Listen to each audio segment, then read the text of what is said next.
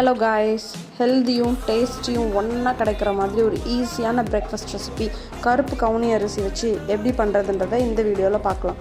கருப்பு கவுனியோட பெனிஃபிட்ஸ் நான் சொல்லி தான் உங்களுக்கு தெரியணும்னு அவசியம் கிடையாது. வாங்க எப்படி செய்கிறன்றதை பார்க்கலாம்.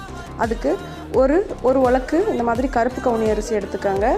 கூடவே ஒரு உலக்கு தட்டைப்பயிறு ரெண்டையும் எடுத்துக்கோங்க. இப்போது இந்த ரெண்டையுமே ஓவர் நைட் கூட நீங்கள் சோக் பண்ணி வச்சுக்கலாம். அப்படி ஓவர் நைட் சோக் பண்ண மறந்துட்டிங்கன்னா மறுநாள் காலையில் இந்த மாதிரி எழுந்திரிச்சோன்னே ஃபர்ஸ்ட் திங் வெண்ணி வச்சு இந்த மாதிரி சோக் பண்ணி எடுத்து வச்சுக்கோங்க. சோக் பண்ணி தட்டைப்பயிரை குக்கரில் வச்சு 2 to 3 விசில்ஸ் விட்டு நல்லா வேக வச்சு இந்த மாதிரி சாஃப்டாக வெந்து வரணும். இந்த மாதிரி வேக வச்சு எடுத்துக்கோங்க.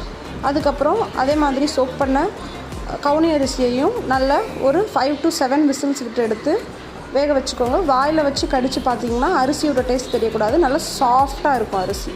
அந்த மாதிரி நல்லா வேக வச்சு எடுத்துக்கோங்க. அவ்வளோதாங்க.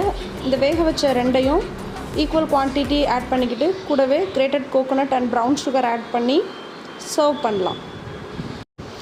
இது ஒரு ஹை ஃபைபர் ஆன்டி ஆக்சிடென்ட் இருக்கிற ஹெல்தியான குழந்தைங்களுக்கு ஏற்ற மார்னிங் பிரேக்ஃபாஸ்ட்டாக கொடுக்கலாம். இந்த மாதிரி மோர் ட்ரெடிஷ்னல் ஈஸியான பிரேக்ஃபாஸ்ட் ரெசிபிக்கு எங்களோட யூடியூப் சேனலை சப்ஸ்கிரைப் பண்ணிக்கோங்க. இந்த ரெசிப்பியை உங்கள் வீட்டில் மார்னிங் பிரேக்ஃபாஸ்ட்டுக்கு செஞ்சு பார்த்துட்டு எப்படி இருந்துன்றதை கமெண்ட்டில் பதிவு பண்ணுங்கள். Thanks for watching.